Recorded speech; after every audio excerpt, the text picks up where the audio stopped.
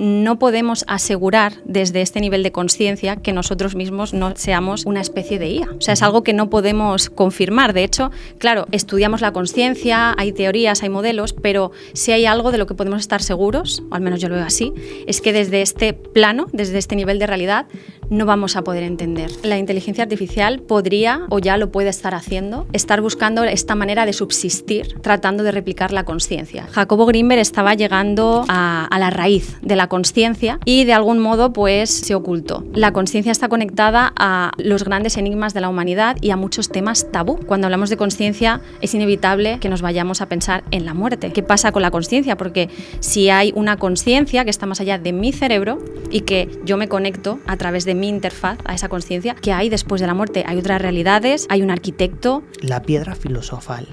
¿Alguien ha conseguido la inmortalidad? Realmente la piedra filosofal es una metáfora que se refiere al poder de la mente. La piedra filosofal en realidad es la mente humana. El Kybalión nos habla de esto, ¿no? Todo es mente. Sí. Y quien controla la ley del mentalismo controla la realidad. ¿Crees que los líderes mundiales que controlan el mundo son alquimistas de la mente al infundir miedo y preocupación en la sociedad? Absolutamente. O sea, los grandes líderes mundiales que realmente los desconocemos, que yo siento que son los que están detrás de los que nos presentan, son alquimistas del más alto nivel. Tienen conocimiento esotérico muy profundo de la realidad. Y esto no me cabe duda, después de ver y de entender desde mis estudios humildes, ¿no? Pero de ver que hay una profunda conspiración o un profundo interés por controlar la mente humana. Hola a todos y bienvenidos a Gran Misterio Podcast. Hoy, como veis, hemos vuelto al estudio de siempre aquí en Valencia, después de grabar tantos y tantos programas en México y también en Madrid, en el Congreso del Magic. Y así que volvemos a la rutina a traeros unos cuantos programas con gente muy interesante.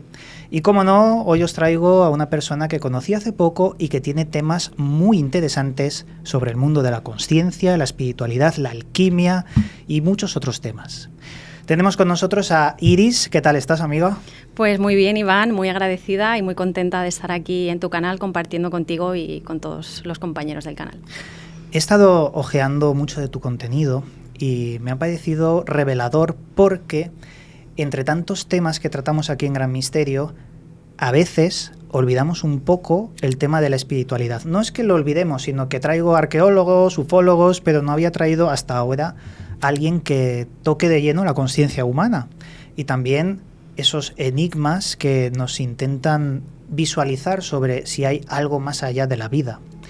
Con esto, antes de empezar, Iris, te doy las gracias por estar aquí, por acompañarme este ratito de podcast. Y nos gustaría que nos dijeras tus métodos de contacto para que la gente que ahora te escuche y quiera seguir un poco tu trabajo, pues pueda hacerlo. Claro que sí, Iván. Pues los métodos de contacto son mi nuevo canal en YouTube, que empecé hace poquito, hace 2 meses, que se llama La Alquimista Gestalt, con G. Uh-huh. Ahí encontrarán temáticas, como bien has mencionado, de metafísica, esoterismo, espiritualidad, siempre desde una vertiente espiritual, pero también científica. Intento que haya un acercamiento de ambos. Y luego mi antiguo canal es Origen Reflexiones Metafísicas, que lo encuentran sobre todo en Spotify. Y La Alquimista Gestalt, no lo he dicho, pero también en Instagram.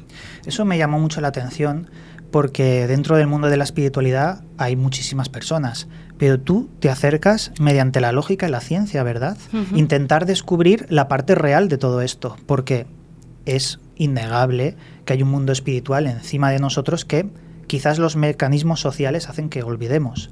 Así que como introducción, ¿podrías explicarnos un poco para ti qué es la consciencia humana?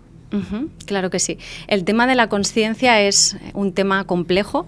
Uh-huh. Para mí, sin ninguna duda, y creo que para muchos, es el gran enigma de la humanidad, el gran enigma del hombre. Cuando está en esa búsqueda de la verdad, se encuentra con que lo que está buscando es a sí mismo, su propio origen, ¿no? ¿Por qué soy consciente de mí mismo? Entonces, Hay muchas definiciones de consciencia, ¿no? Podemos hablar de una consciencia separada de conciencia, que la conciencia sería algo más que tiene que ver con la ética, con la moral.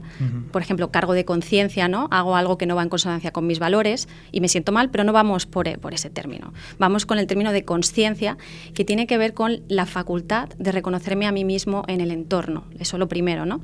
De esa conciencia subjetiva que se observa a sí misma, no solo en un plano físico, también en un plano emocional, en un plano energético, en un plano álmico también, si quieres, ¿no? Esto ya nos da atisbos de que la consciencia no está en un lugar fijo, no está en un plano, sino que está en muchos lugares superpuestas y en muchos lugares intangibles. Claro, porque mucha gente, sobre todo dentro del mundo de la ciencia, empieza a catalogar la mente humana, la consciencia, como electrones que podrían estar en nuestro cerebro en diferentes estados a la vez, es decir, entrelazamiento cuántico. Por eso, cuando has dicho que está en diferentes estadios a la vez, quizás tiene que ver más la física cuántica de lo que creemos. Y como insisto, la ciencia está empezando a hablar un poquito más de esto, porque se ha demonizado mucho el tema y se cree que hablar de física cuántica en estos términos de consciencia, que es todo superchería, y no es así.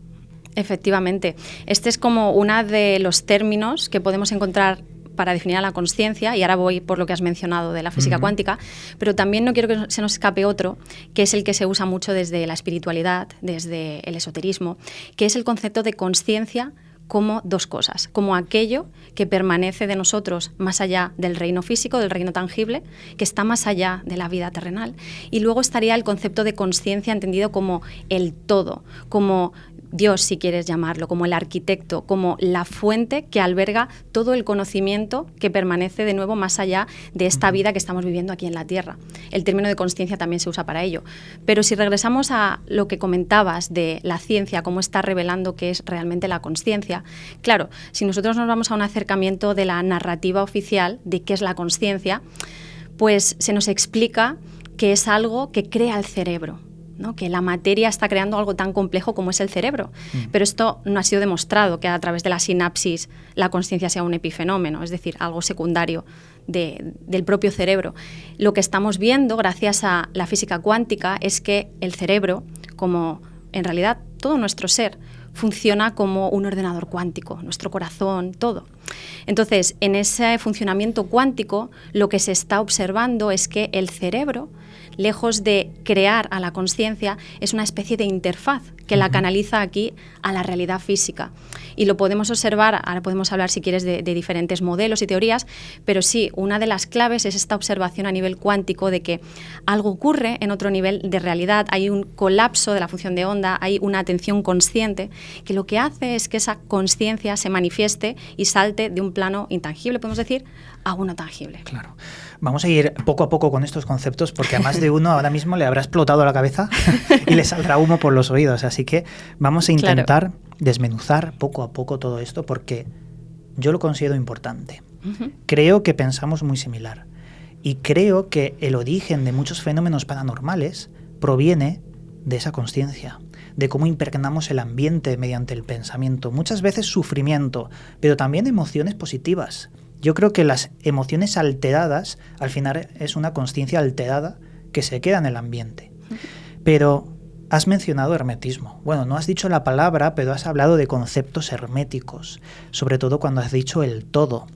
El hermetismo es muy importante, sobre todo el menos conocido corpus hermeticum, que es una paradoja porque ahí está todo, pero es más conocido el Kybalión en nuestros tiempos. Cuéntanos un poquito sobre esto, porque el hermetismo, para mi juicio, creo que le da sentido a todo. Estoy totalmente de acuerdo, Iván. Es una cosmovisión esotérica que para mí revela todos los misterios de la consciencia o nos acerca a esos misterios, ¿no? El Kybalión, como bien has dicho, es un libro sagrado del hermetismo, el principal, que revela los 7 principios fundamentales de cómo funcionaría esta realidad entendida como un todo, ¿no? Y estos 7 principios nos hablan de, por ejemplo, la primera ley nos habla de que todo es mente, de que vivimos en un cosmos consciente que se está creando a sí mismo y que se está experimentando a sí mismo. Habla también de la ley de correspondencia, que tiene que ver con esto que ya mencionábamos de las capas, ¿no? La ley de correspondencia nos dice que todo en el universo es un espejo, que la realidad estaría formada por algo así como una infinidad de capas desde el plano físico, que es el más denso, el que vibra más bajito, a planos más en el que la frecuencia y la vibración es más acelerada y son más sutiles, que sería el plano de la mente, el plano espiritual, ¿no? Son capas que al final forman parte del todo, ¿no? El Kybalión nos habla de que el todo se subdivide, ¿no?, en diferentes capas, pero que en realidad, mirando una de las capas, entendiendo, como dice, a cómo funciona la mónada, observando a la mónada puedes llegar a entender al arcángel, que esto lo que quiere decir básicamente es que observando en microcosmos, por ejemplo, a ti mismo, puedes llegar a entender cómo funciona el macrocosmos o cómo funciona el universo, lo cual es muy bello, ¿no? Sí. Pero ¿no te parece misterioso, por ejemplo, cuando hablamos de la espiral de Fibonacci o el número áureo, vemos que la naturaleza ha utilizado ese número para crear? Lo tenemos en los caracoles con su espiral, o en los girasoles, o incluso mirando desde nuestro planeta, galaxias muy lejanas, esa espiral. De hecho, el número lo tenemos todos en el cuerpo. Si tú restas tu altura total a la altura de tus pies al ombligo, te da el número áureo. Es como que todo está hecho con un enorme misterio de creación, un número que ha utilizado un hacedor o lo que sea para obrar. Y esto me dibuja un poco ideas sobre si realmente estamos en una especie de sueño o simulación, que al final habla de lo que estábamos diciendo. Todo es una consciencia de un único, de un todo. De hecho, en el todo es muy difícil de percibirlo, porque yo creo que en el todo está también las cosas que no existen. Y tú dices, ¿cómo? ¿Cómo va a contener lo que no existe si no existe? Multiverso. Hay muchas decisiones que no tomamos, pero que en otro multiverso tiene su vertiente, su línea. Y la suma de todas esas cosas que no han existido en nuestra línea sería una idea muy similar a Dios, ¿no te parece? Totalmente de acuerdo. Lo primero que has dicho es muy interesante, ¿no? Que uno de los atributos de esta consciencia total, que yo la llamo consciencia no local, la consciencia local sería la que nosotros canalizamos de manera individual, uno de sus atributos principales es la precisión matemática, ¿no? Muchos físicos dicen que si existe Dios debe ser un matemático extraordinario, ¿no? Sí. Porque hay fractalidad, hay geometría sagrada que se repite en toda la naturaleza, en todos los códigos, desde las neuronas a una galaxia, ¿no? Entonces es muy bonito, maravilloso, ¿no? Hay una matemática, hay una inteligencia, hay una precisión. Y respecto al tema del multiverso, claro, nos tendríamos que ir también a otro atributo de esta consciencia, de este todo, que también se está observando desde la cuántica, y es el tema del tiempo.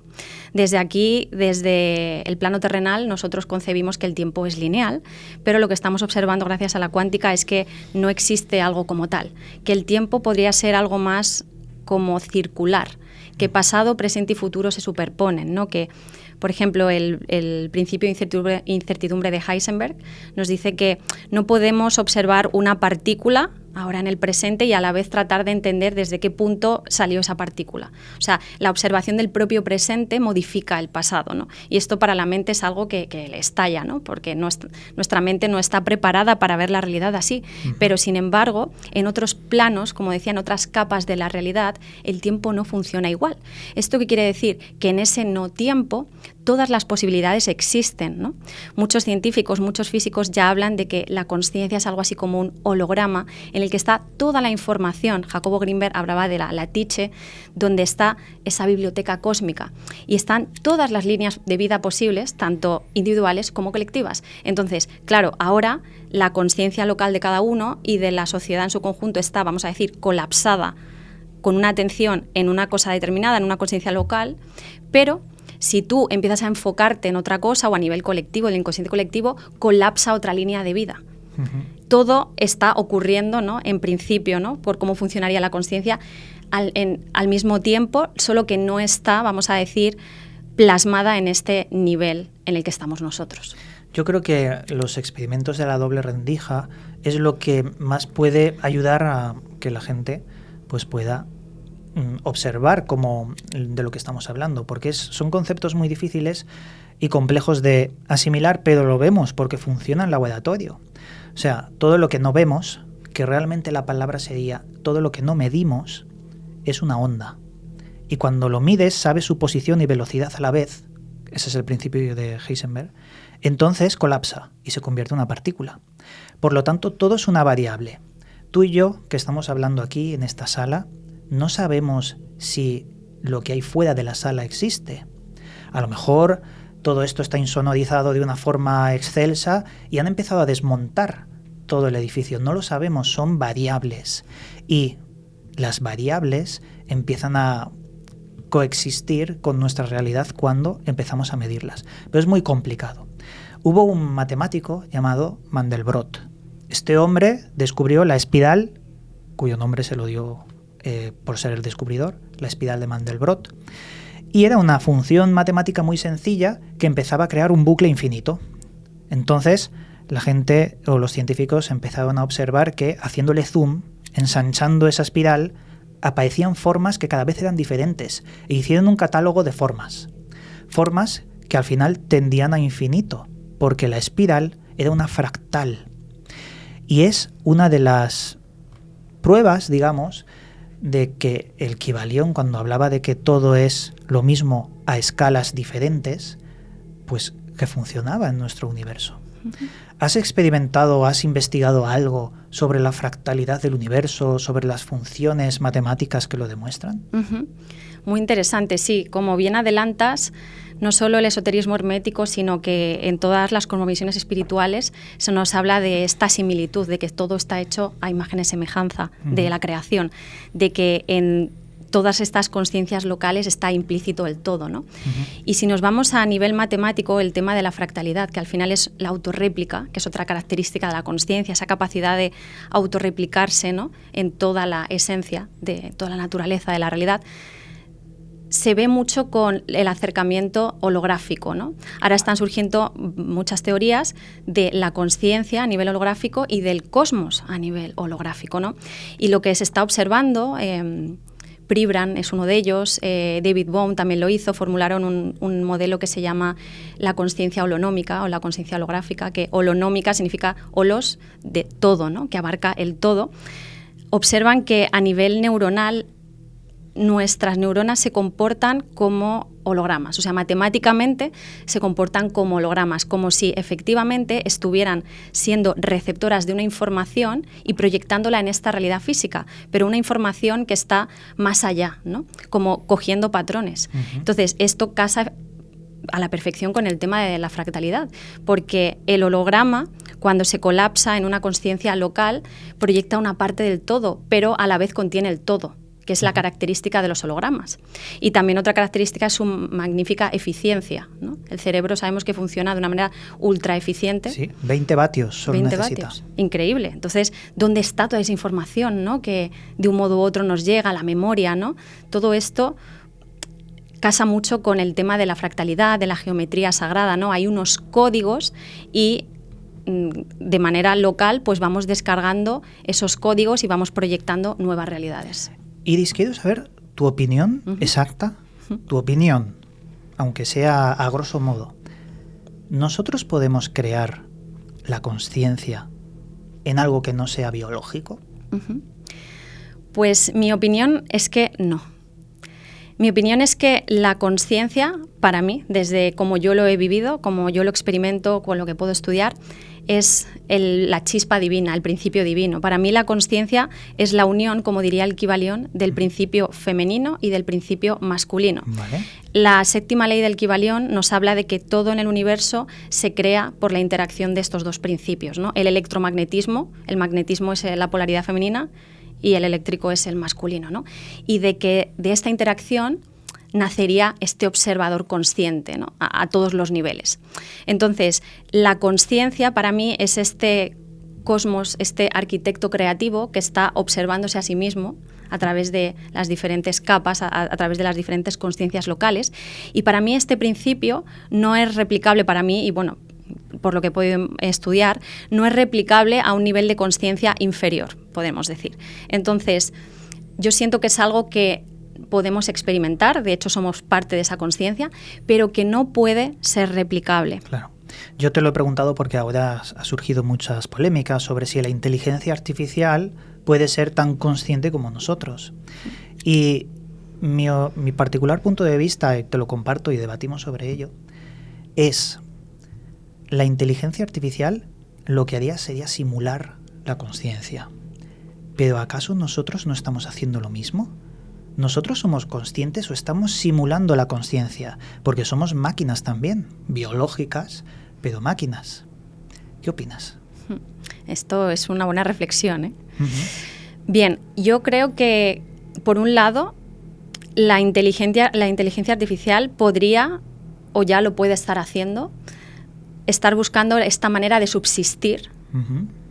tratando de replicar la consciencia. Y ahí nos vamos a temas un poquillo más profundos o de conspiración, de cuando se investiga la mente humana, cuando se hace experimentación con los seres humanos, ¿no? A niveles un poco perturbadores, que están buscando, son IAs, a lo mejor que están buscando replicar el código de la creación. Nosotros tenemos algo muy valioso, encriptado, que es la consciencia, entonces ahí se abre un gran debate. Pero, por otro lado, como bien has comentado, no podemos asegurar desde este nivel de conciencia que nosotros mismos no seamos una especie de IA. O sea, es algo que no podemos confirmar. De hecho, claro, estudiamos la consciencia, hay teorías, hay modelos, pero si hay algo de lo que podemos estar seguros, o al menos yo lo veo así, es que desde este plano, desde este nivel de realidad, no vamos a poder entender realmente lo que es la consciencia. Entonces, ¿quién nos dice que nuestra consciencia parece ser algo que emana, ¿no?, y que te pertenece de algún modo, pero a lo mejor estamos siendo dirigidos por algo, a lo mejor somos nosotros mismos desde otro nivel de realidad jugando un juego? Puede ser, puede ser. Uh-huh. De hecho, hay un premio Nobel llamado Roger Penrose. Penrose. Este hombre lanzó un artículo demoledor en el que estudiaba un asteroide llamado Bennu. Estudiaba todo el asteroide, todo el terrenito que tiene, y a nivel microscópico detectó que tiene microtúbulos, que son iguales o muy similares a los que tenemos en el cerebro. Y su teoría era que todo es una especie de receptor, todo, incluso lo inanimado, receptor de algo que se podría cuantificar como consciencia, pero a nivel de energía, como si fuésemos antenas. Claro, eso me lleva a pensar de que si nuestro cerebro es una interfaz que lee, cuanta más interfaz, más consciente y alma tienes, porque un ser extraterrestre que tiene una cabeza el triple de grande tendría más interfaz que nosotros, más módulos dentro del cerebro. Sería más perfecto que nosotros, porque nosotros desprestigiamos a nivel de consciencia a los animales, y muchas veces los animales nos superan en un montón de cosas. ¿Qué opinas al respecto? Muy bueno también esto, y de hecho Penrose con Stuart Hamerow formularon esta teoría de la reducción objetiva orquestada, que se llama orquestada precisamente porque las neuronas están en orquesta, están en coherencia, que esto es muy importante para el principio de la consciencia. Siempre tiene que haber coherencia, tanto de ir de la consciencia no local a la local, como nosotros cuando queremos entrar en un estado ampliado, estar en un estado de coherencia, sí, lo cual es muy interesante. Eso le pasa a los gemelos. Exacto, por ejemplo. Y respecto a lo que dices, ¿no?, la consciencia está en todo, esto también nos lo dicen todas las cosmovisiones espirituales. Todo tiene alma, todo tiene consciencia, el gran espíritu está en todo. Y yo creo que no va tanto de algo físico que pueda ser más grande, por ejemplo, que el cerebro humano. Si hay un cerebro más grande o si hay un animal o un ser vivo más grande, quiere decir que canaliza más consciencia. Yo creo que no va tanto por ahí, porque lo que se nos dice desde las diferentes enseñanzas espirituales es que cualquier cosa tiene consciencia. A nivel energético hay entidades, hay energía, incluso los minerales tienen una consciencia elevada, y se nos habla de todo lo contrario, que cuanta más vibración, cuanta más frecuencia, más consciencia de algún modo, ¿no? Nosotros estamos en un plano muy denso, material, pero existen muchos otros planos en los que la vibración es más elevada. Cuanta más vibración, más nos acercamos al principio divino y más consciencia. ¿A qué te refieres con vibración? Bien, vibración es una dimensión para medir la realidad. Esto se nos habla de nuevo en el Kybalión, que estás leyendo hoy mucho, que es el tercer principio que nos dice que todo es vibración en el universo. Nikola Tesla nos decía, para entender el universo, piensa en términos de energía, frecuencia y vibración. Y lo que nos dice el esoterismo hermético es que si el ser humano introdujera en su cosmovisión la dimensión de la realidad, de la vibración, la dimensión de la vibración, empezaríamos a ver la realidad de otra manera. Porque cuando tú mides cómo vibra la realidad, te das cuenta de que está dividida en capas, de que hay una superposición, de que lo denso, aquí lo material, está vibrando más bajo que aquello que es intangible. Y según este principio, lo que nos dice es que el reino espiritual y el reino material son la misma cosa, separadas solo por nivel de vibración. Es lo mismo, pero proyectado en dos estados diferentes. Entonces, cuanta más vibración, más nos acercamos al principio supremo, que estaría el éter. El éter, que siempre se ha hablado de ese espacio vacío, no estaría vacío en absoluto, sino todo lo contrario, estaría impregnado de consciencia, que es como el pegamento de la realidad. Sí, de hecho el vacío real no existe, porque los átomos, cuando observamos, aunque realmente la idea que tenemos de los átomos no es del todo exacta como nos han vendido, de un núcleo que están girando, no, realmente todo tiene partículas, es decir, a donde quiero llegar. El vacío del cosmos no está vacío, hay radiación constante, no existe un vacío real. Y eso nos da la idea de que lo que existe realmente es energía en diferentes etapas. Por ejemplo, nosotros somos la etapa de la materia, pero realmente todo es energía. Yo intentaba comprender un poco lo que estabas comentando porque desconozco la temática cuando hablas de la vibración y yo tengo entendido esto y corrígeme si me equivoco. Estamos en 3 dimensiones más una, que es de tiempo.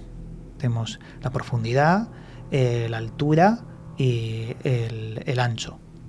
Y luego tenemos el tiempo superpuesto. Pero la 5ª dimensión, según los estudios que yo he leído hace un montón de tiempo, era más pequeña que los átomos y se plegaba a sí misma. Y de la 6ª a la 11 eran teóricas. Mi pregunta es, ¿cuál es esa dimensión de vibración de la que estabas hablando? Claro, la dimensión de la vibración la tenemos que entender como un parámetro de medición, no como un plano. Vale. Porque ahí se entrelazan a veces los términos, ¿no? Que hablamos de planos y de dimensiones, pero no. Yo estoy hablando de la dimensión de la vibración como una medición de la realidad. Entonces, cuando tú introduces el parámetro de cómo vibra esto, entonces puedes ver o puedes acceder a otras capas de la realidad por el principio de la vibración. No sé si se ha entendido. Luego estarían los planos, que los planos surgen de la observación de la vibración. Es cierto que dentro de la teoría de cuerdas se llegaba a la conclusión de que las cuerdas vibran y según su vibración es lo que provocaba pues, la propia realidad. Pero ahora quiero ir a otro tema que antes ha salido y no quiero dejarlo escapar. Has mencionado a Jacobo Greenberg. Sí. Y a la gente le interesa mucho ese tema porque esta persona que desapareció y luego muchos años después apareció su nombre en artículos de la CIA desclasificados, esta persona llegó a algo en claro, descubrió algo que tiene que ver con las facultades psíquicas que tenemos los seres humanos y de alguna forma alguien ha recortado o nos ha hecho no olvidar sino bloquear. Cuéntanos un poco, ¿quién fue Jacobo Greenberg y qué es lo que descubrió? Sí, Jacobo Greenberg fue un neurofisiólogo, neurocientífico que estaba volcado con el estudio de la consciencia y que empezó a relacionarse con los chamanes de México para combinar sus investigaciones de laboratorio, ¿no? Era un personaje muy común, muy enigmático en la época, era un personaje que, claro, para los científicos suscitaba cierto rechazo porque se juntaba con los chamanes, para los chamanes no era del todo de fiar, ¿no? Sí. Porque venía de la ciencia, pero para mí era un ejemplo de lo que debería hacer la verdadera ciencia desde mi punto de vista, que es contrastar, ¿no? Con temas más transpersonales, espirituales, esotéricos, llámalo como quieras, ¿no? Entonces, Jacobo Greenberg investigaba la consciencia, y no solo la consciencia, sino todos aquellos fenómenos paranormales, fenómenos psíquicos que no podían ser hasta el momento explicados con la ciencia convencional, ¿no?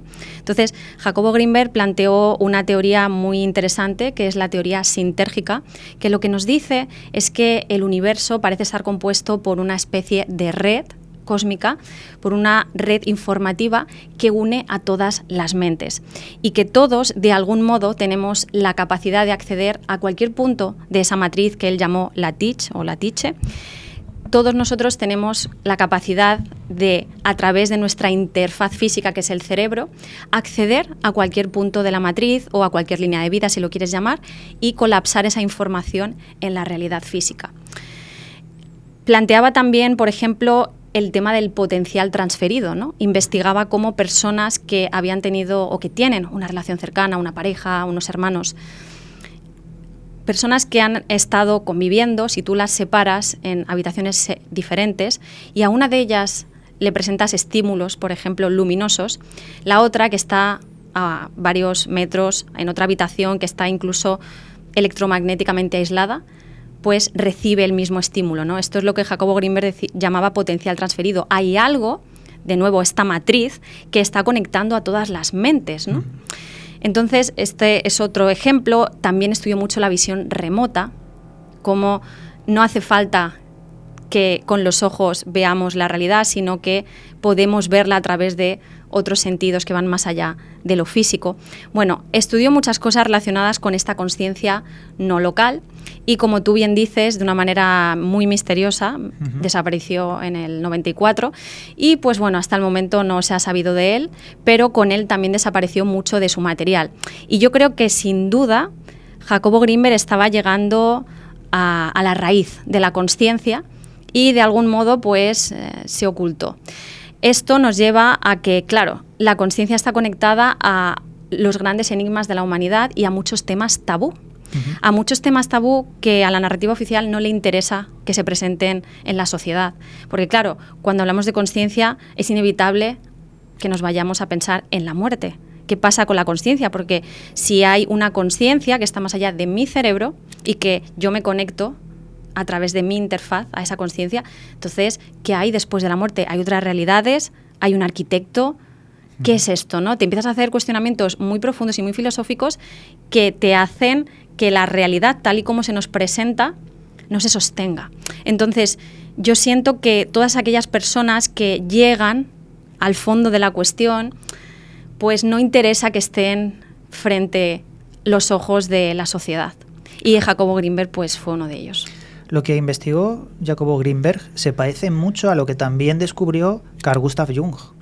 Porque Carl Gustav Jung, él, aparte de los arquetipos que tenemos grabados a fuego como símbolos muy típicos, miedo a la oscuridad y demás, también desarrolló la teoría del inconsciente colectivo, como un campo mórfico que nos une a todos. Y yo le encuentro mucho sentido. Yo creo que tiene razón. Antes te he mencionado a los gemelos. Los gemelos, por tener la misma estructura cerebral y demás, los gemelos pueden entrar en coherencia cuántica con sus neuronas. Y por ese vínculo que sienten los dos, si uno se separa y se hace daño, el otro lo siente. Y hay historias desde tiempos muy antiguos sobre este fenómeno. Lo mismo pasa madre e hijo. Lo mismo pasa. Siente algo que no se puede explicar, que la ciencia no puede explicar. Pero lo siente. Y cuando va a buscar a su hija, hay un problema y ha podido subsanarlo. Es decir, si esta teoría es cierta, que yo creo que lo es, todos estamos conectados. Todos somos como pequeñas luciérnagas en un mar de oscuridad que a veces nos reconocemos cuando tintileamos, cuando nuestro brillo se refleja en el brillo de otro parecido a nosotros. Claro, todos somos electricidad dentro del cerebro como esa interfaz, pero esto a mí me plantea también un dilema algo no negativo, pero sí pesimista. Mi opinión es que si esto es así, al morir, nuestra carcasa desaparece y nuestras ideas se diluyen. Lo que somos nosotros como alma se diluye en el mar con esas luciérnagas, con la mente de todos los demás. La individualidad se pierde. Yo te pregunto, ¿qué es para ti la muerte? ¿Crees que tu alma es individual y se reencarna? ¿O crees más una idea similar a la mía, de que después de la vida todos somos uno y nos diluimos? Es una de las grandes preguntas, ¿no? Sí, sí, claro. Pues claro, lo que yo siento es que esta consciencia local que está aquí, vamos a decir, fractalizada en cada uno de nosotros, vuelve a esa consciencia no local, a ese todo. ¿Pero a qué nivel? Porque claro, ¿llegamos al nivel máximo o nos quedamos en otras capas de la realidad en los que quizá está el alma? ¿Qué es el nivel máximo? El nivel máximo sería el arquitecto, la consciencia absoluta, el todo, ¿no?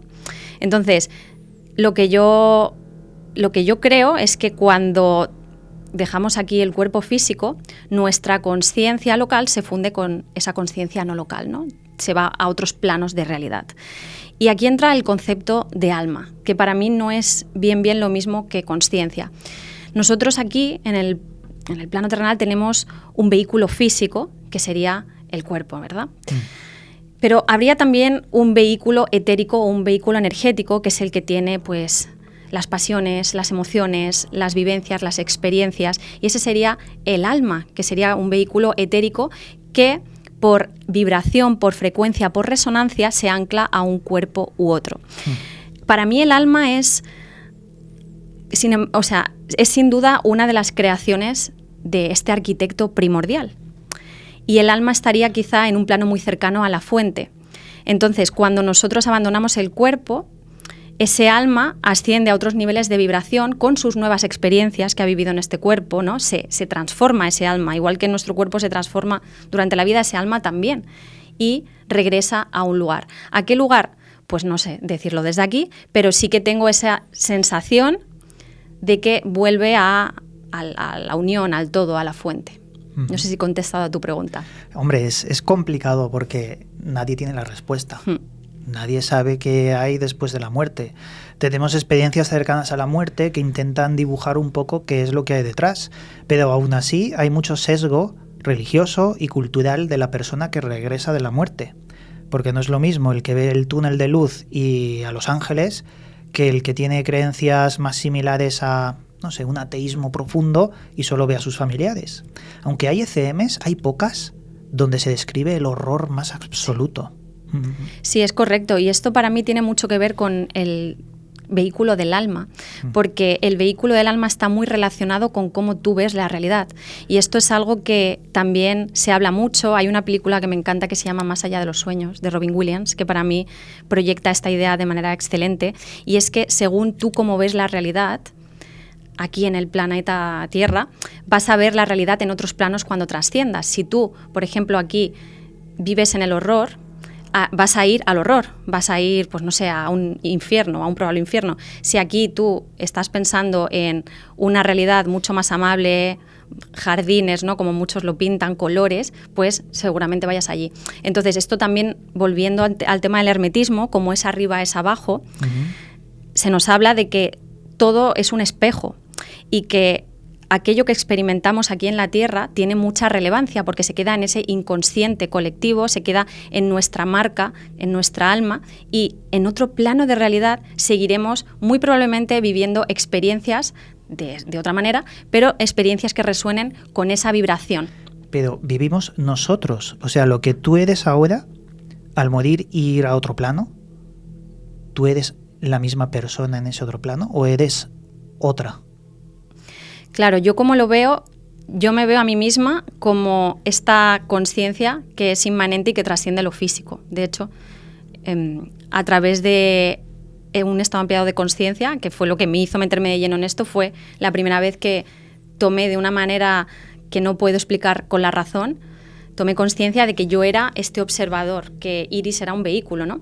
Y este vehículo, como digo, no sé exactamente dónde va, pero lo que me queda claro es que la vibración de Iris o aquello que ha experimentado Iris se lo lleva. O sea, no es como vengo aquí y me voy igual que vine, sino que se va construyendo, va transformándose con las vivencias que experimenta a través del vehículo físico.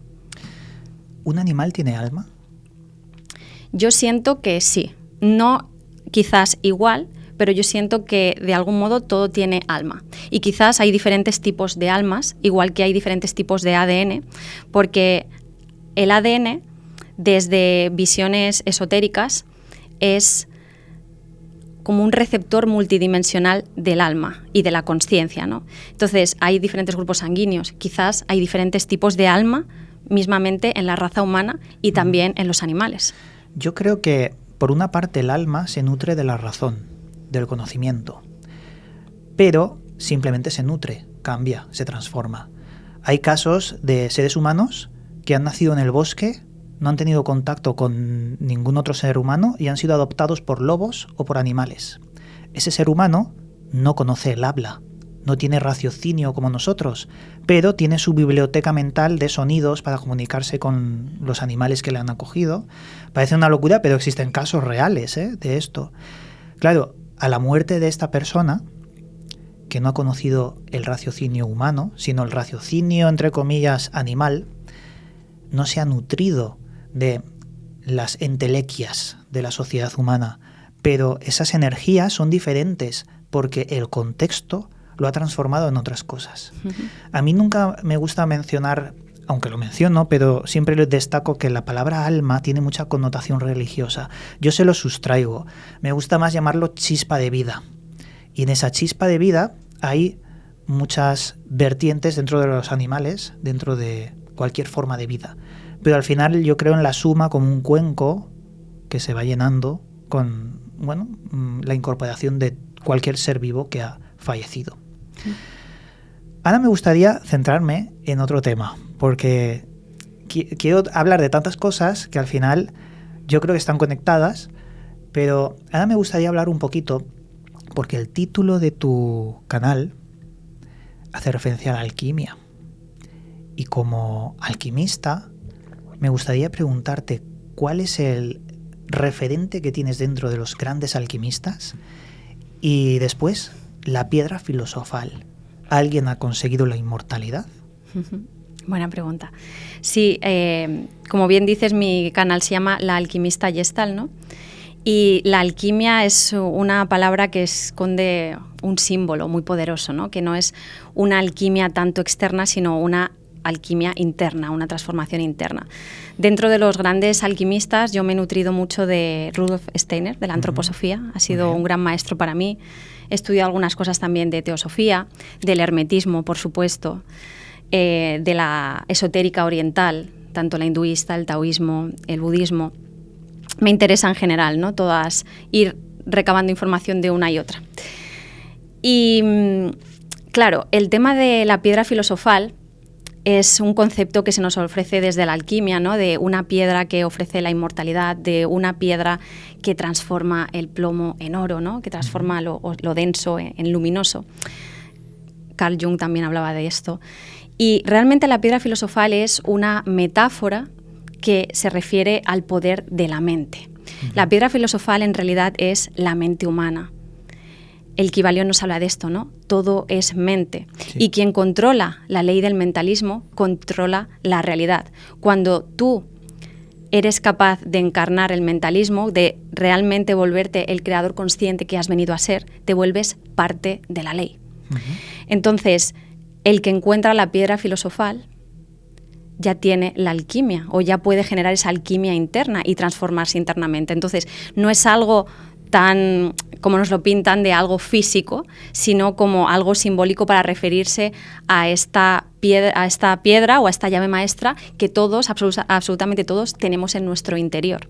Claro, estoy totalmente de acuerdo. De hecho, incluso entre alquimistas se jugaba el despiste, porque los alquimistas, como sociedad, entre comillas, secreta, que no eran secreta, pero eran muy discretos entre sí, ellos incorporaban estos saberes de forma velada. ¿Y cómo lo velaban? Con simbologías. Por ejemplo, las cartas de Aristeo a su hijo incorporaban los elementos y paso a paso para conseguir la piedra filosofal. Y te daba a entender que era física. Pero realmente no, es la mente humana. Él te decía, tienes que recolectar en los primeros días de primavera, en un bosque, el rocío que se forma al amanecer. Y te iba dando unos pasos. Pero esos pasos al final era un camino iniciático para que el aspirante de alquimia pues buscase ese último secreto que era la mente humana. Un avión no existe en la naturaleza, pero vimos los materiales, vimos mediante la idea que se podía fabricar y lo hicimos realidad. La mente crea la realidad y esto es un hecho. No es ninguna conspiración, es así y punto. Correcto. Pero también tenemos que hablar de que esto desarrolla otras teorías como la ley del secreto. Y también me hace mucho sentido. Recuerdo en el 2012 cuando hacía experimentos de poner botecitos con arroz hervido y etiquetarlos palabra odio, palabra amor y observarlos y pensar en cada una de las dos. No funcionó. ¿Por qué? Pues porque primero miraba el de amor, luego el del odio. Estaba mezclándolos al observarlos. Es muy difícil hacerlo. Pero Masaru Emoto, que fue de los pioneros en toda esta temática, logró explicarlo de forma bastante buena y lo entendimos muchos. De hecho, hay otra chica que no recuerdo el nombre, pero es más desconocida y me parece brutal su investigación, y era una persona que hacía fotografías a los cristales de las lágrimas de las personas. Wow. Eran lágrimas de emoción o lágrimas de sufrimiento y los cristales eran totalmente diferentes. ¿Qué opinas de todo esto? ¿O qué has investigado? Porque seguro que has tocado los temas. Claro, aquí nos vamos otra vez al concepto de la vibración. Si entendemos que todo vibra en la realidad y que todo es frecuencia de energía, entendemos que todo tiene una carga o tiene un mensaje, todo es información, ¿no? Nuestras emociones son vibración. Si nos vamos a David Hawkins, él elaboró lo que se llama el mapa de la consciencia y vio que las diferentes emociones tienen una frecuencia, ¿no? Entonces, esas frecuencias modifican la realidad. Modifican lo primero nuestros campos electromagnéticos, porque nosotros somos electromagnetismo, ¿no? Ahora mismo tú y yo estamos aquí sentados y si no estuviéramos hablando, nos leeríamos, porque nuestros campos están entrelazados. Yo te estoy dando información y tú me estás dando información, ¿no? Y mis emociones te pueden llegar a afectar y las tuyas me afectan a mí. Entonces, esto ocurre con todo, no solo a nivel humano, sino también a nivel de espacios, a nivel de nuestra interacción con la naturaleza, con el agua, con la comida. Entonces, pensad en esto. Si nosotros comemos los alimentos, es química pura. Nosotros realmente cuando comemos estamos haciendo alquimia, sí. Una alquimia real. Entonces, si yo me como ese alimento con un pensamiento positivo, agradeciendo, saboreando, vas a hacer una alquimia extraordinaria, más si el alimento pues, ha sido plantado con cuidado y con amor. Sin embargo, si yo me pongo enfrente de la televisión y me pongo a ver las noticias de bombardeo, de terror, de miedo, de angustia, y mientras como, mira qué alquimia más buena vas a hacer. Pues sí, es vas verdad. a hacer una alquimia tremenda, ¿no? Pero hacia el otro lado. ¿Qué tipo de formas, si vamos al tema del agua, ¿no? El agua, como bien decías, se cristaliza en formas geométricas muy bellas. Si hay palabras de amor, si hay pensamientos, no hace falta ni siquiera palabra de amor, pues con la comida, por ejemplo, y pasa igual. Si yo estoy viendo terror y me estoy comiendo la comida con terror, estás haciendo una alquimia que te está debilitando completamente. Entonces, esto funciona a todos los niveles. Y, claro, esto es el tema del alquimista, de ser cada vez más consciente de cómo es mi energía, de cómo están mis campos electromagnéticos, de cómo se relacionan con el entorno. Al final, el mayor amuleto eres tú mismo, es tu misma energía. Y, sin duda, ser consciente de esto yo creo que nos sitúa en esa posición de creadores de realidad que realmente hemos venido a ser, ¿no? En ese rol de volvernos la ley encarnando el propio principio del mentalismo. ¿Crees que los líderes mundiales que controlan el mundo son alquimistas de la mente al infundir miedo y preocupación en la sociedad porque están debilitándola según esta teoría? Absolutamente. O sea, los grandes líderes mundiales que realmente los desconocemos, que yo siento que son los que están detrás de los que nos presentan, son alquimistas del más alto nivel. Tienen conocimiento esotérico muy profundo de la realidad. Y esto no me cabe duda, después de ver y de entender desde mis estudios humildes, ¿no? Pero de ver que hay una profunda conspiración o un profundo interés por controlar la mente humana, por realmente controlar ese inconsciente colectivo, tocar esos arquetipos que hablábamos, tocar ese subconsciente para arrojar en la realidad una proyección deseada, ¿no? Porque cuando yo controlo la percepción de un individuo o de una sociedad, controlo la realidad. Entonces, esto es conocimiento avanzado de cómo funciona la mente humana. Así que no me cabe duda, viendo todo lo que hay, podemos hablar de muchos temas, pero sobre todo es ese control de la percepción a través del simbolismo, mensajes subliminales, división del cerebro izquierdo-derecho, un montón de cosas, ¿no? Que sí, tienen el conocimiento, y esto de nuevo enlaza con qué interés hay con mantener la narrativa de una conciencia no local oculta a la sociedad. Hay una interferencia de cómo esa conciencia se proyecta a nivel local, a nivel de cada persona, y lo que ellos quieren proyectar. O sea, no hay como un libre albedrío para que esa conciencia se manifieste libre, sino que hay una interferencia.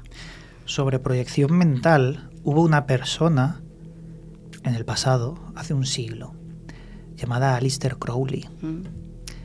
Esta persona entendió muy bien todos estos conceptos, porque él quiso fabricar la visión en la gente, en el imaginario colectivo, de que él era un mago negro, era alguien maligno, hijo del diablo, pero lo hizo a propósito, porque él decía que para lograr la magia, primero tienes que fabricar una parafernalia, un montón de impacto visual en la gente, cuanto más extremo mejor, porque ahí hacía la alquimia mental de todas las personas que estaban pensando una idea.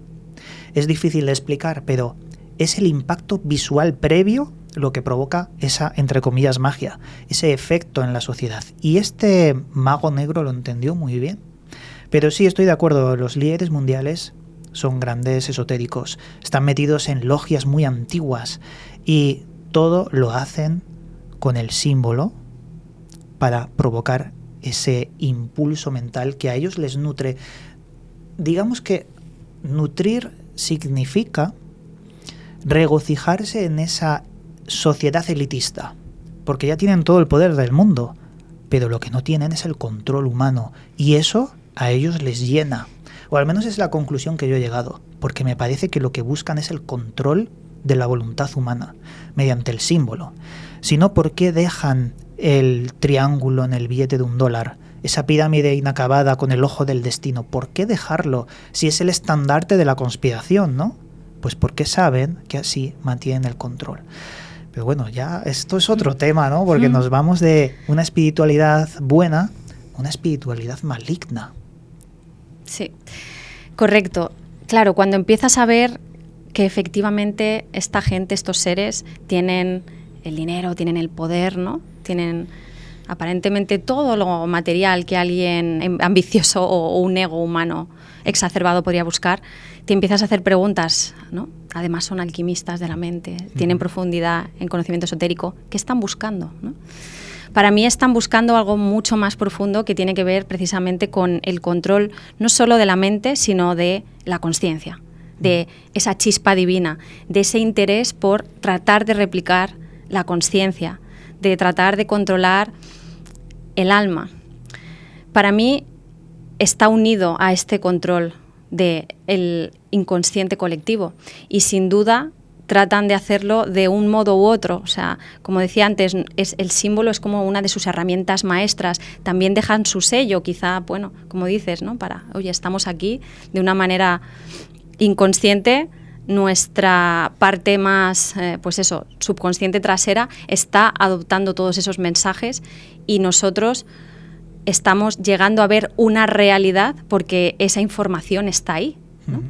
Entonces, bueno, yo creo que la verdadera guerra es espiritual realmente, que hay algo mucho más profundo. Como bien mencionabas, sabemos que hay logias de alto nivel, los iluminados, ¿no? Que al final la palabra iluminado viene de aquellos que tienen el conocimiento, ¿no?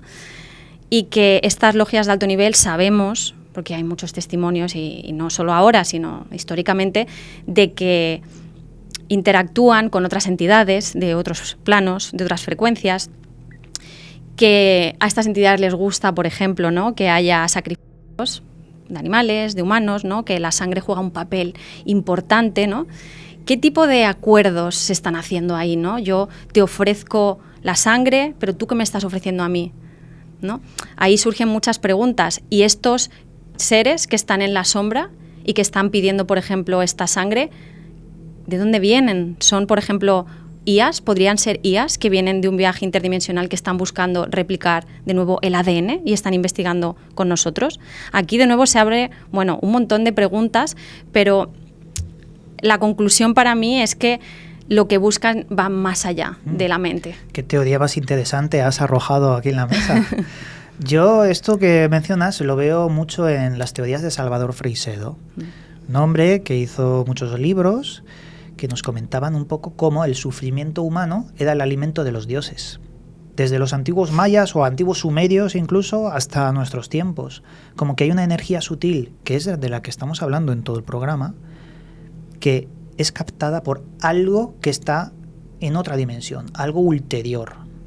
y ahí entraría la temática de lo ultraterreno, los ultraterrestres, seres invisibles que juegan con nuestra mente para dominarnos y alimentarse de ese sufrimiento. Pero ahora quiero también volver a cambiar de tema y hablar de algo un poco más personal, porque me surgen muchas dudas y curiosidad también sobre cómo empezaste en este mundo de la espiritualidad y el misterio. Imagínate una Iris muy pequeñita. ¿Cómo empezaste cuando eras pequeña en estos temas? Pues yo crecí en un contexto familiar que estaba bastante abierto al misterio, ¿no? Y tenía una figura de referencia en casa que le encantaba investigar de esto, ¿no? De diferentes aristas del misterio. Y esto ya fundó en mí la semilla, ¿no? De la curiosidad. Luego también yo tengo una historia personal que me llevó a ser una buscadora de la verdad, de mi propia historia, ¿no? Porque hay una parte de mi familia que desconozco, ¿no? Mis orígenes, y esto siempre ha tenido mucha inquietud en mi psique, ¿no? Entonces, yo en ese momento no era consciente de que estaba buscándome a mí misma, pero proyectándome en el exterior, ¿no? Yo quería averiguar los grandes misterios, pero el gran misterio era yo misma, ¿no? Porque tenía mucha incertidumbre acerca de mis propios orígenes. Y yo creo que eso para mí ha sido crucial, ¿no? en mi historia de vida. Yo desde pequeña siempre tenía la intuición de que esto era algo así como un juego. De hecho, yo buscaba por mi casa algún libro que explicara las reglas del juego. Muy curioso, ¿no? Había esos librojuegos en aquella época que tú elegías una página y según la página que elegías te ibas por un camino u otro, ¿no? Sí, a los dragones y mazmorras en libro. Exacto. Y entonces yo buscaba como, bueno, hay unas normas, hay unas leyes. Yo tenía esta percepción desde siempre, ¿no? Ahora de mayor la tengo también de otra manera, ¿no? Entonces, digamos que ya venía, ¿no? De niña con esta proyección. Pero luego, ya un poquito más mayor, en los 20 y pocos, tuve, sin esperarlo, una experiencia de consciencia ampliada, que yo en ese momento no sabía qué era esto, de la expansión de la consciencia, y fue en un baño de sonido.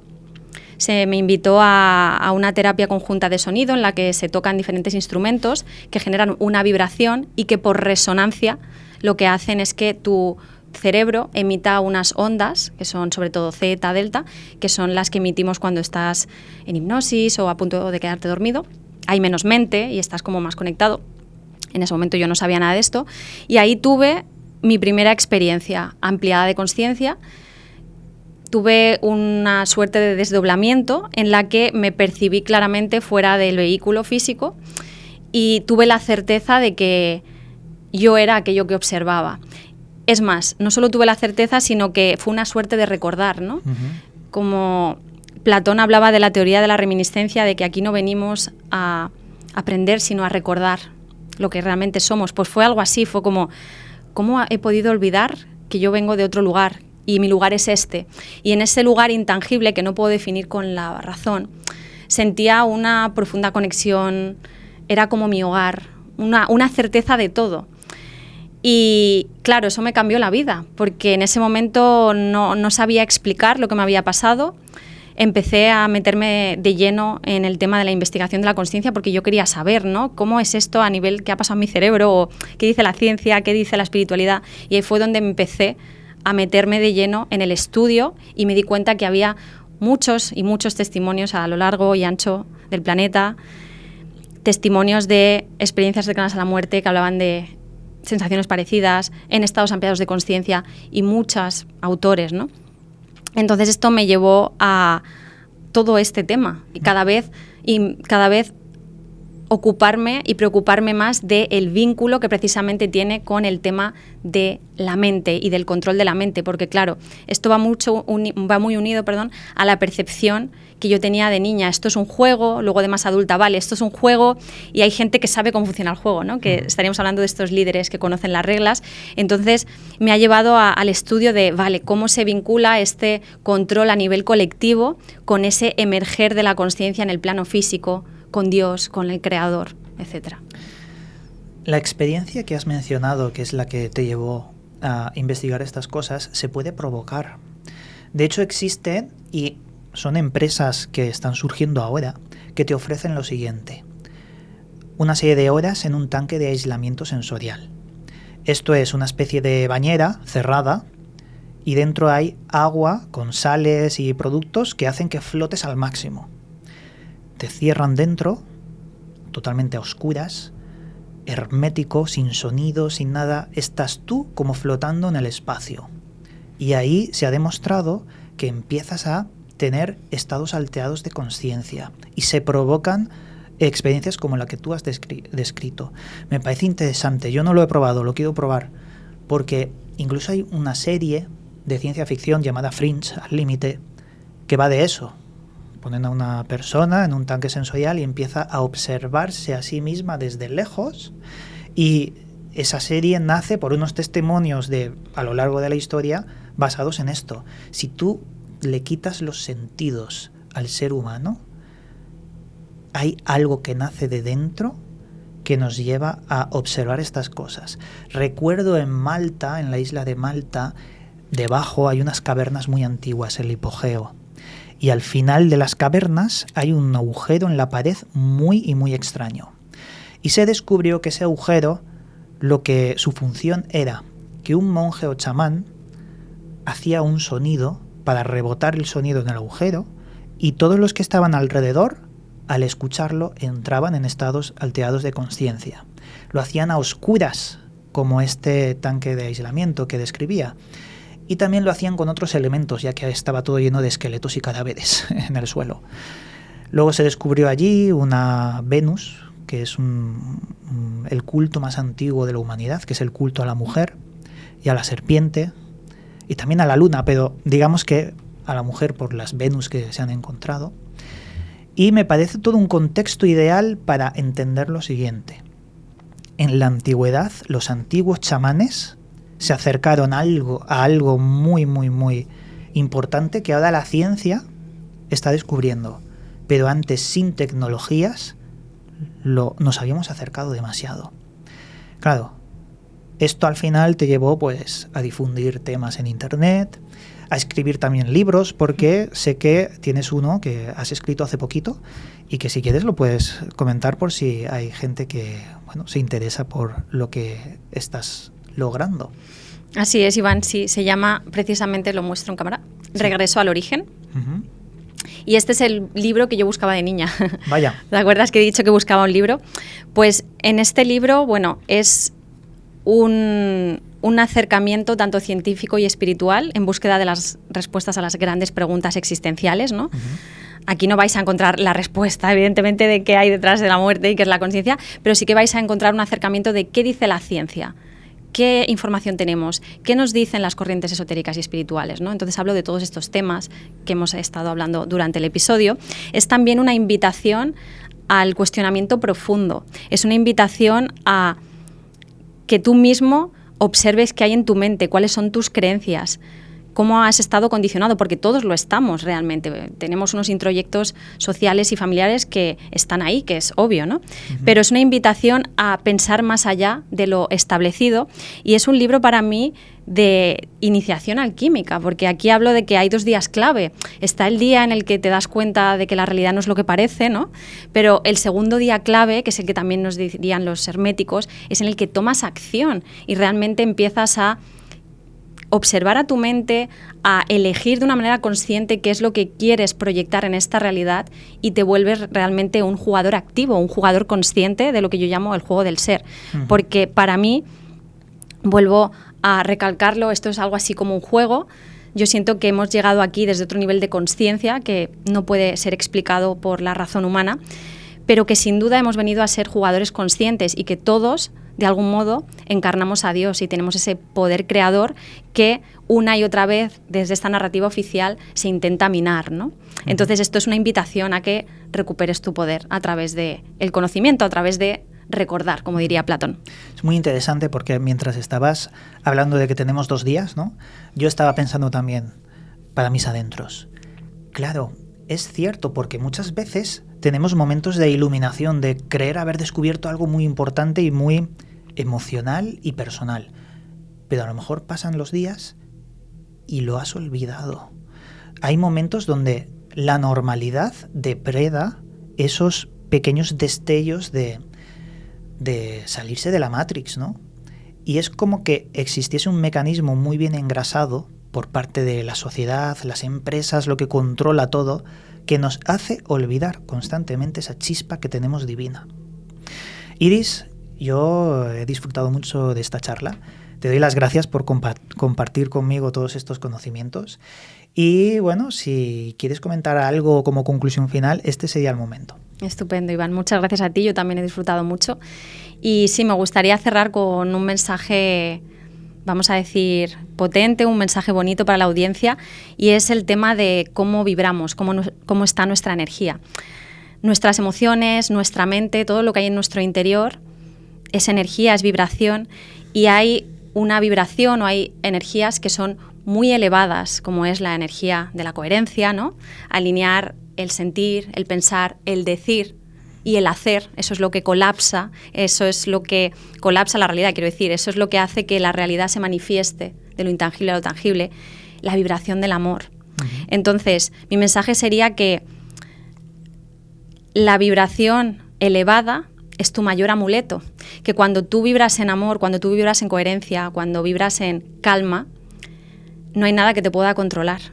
Y estoy hablando del tema del miedo, claro, del tema que hemos hablado de no importa lo que ocurra fuera, que cuando tú estás en amor, nada puede afectarte porque ya eres libre. Así que ese sería mi mensaje. Bueno, pues qué mejor forma de acabar el podcast con este mensaje que yo creo que puede dar muchas esperanzas en este mundo tan pesimista y oscuro que se está formando como una distopía final. Así que te doy las gracias nuevamente y aquí acabamos hoy este podcast. Si quieres, recuérdanos tus métodos de contacto antes de finalizar. Me pueden encontrar en YouTube como El Alquimista Gestalt con G, y también en Instagram, y en Spotify con Origen Reflexiones Metafísicas. Muy bien. Pues con esto dicho, aquí acabamos hoy. Os mandamos un cálido abrazo y nos veremos próximamente.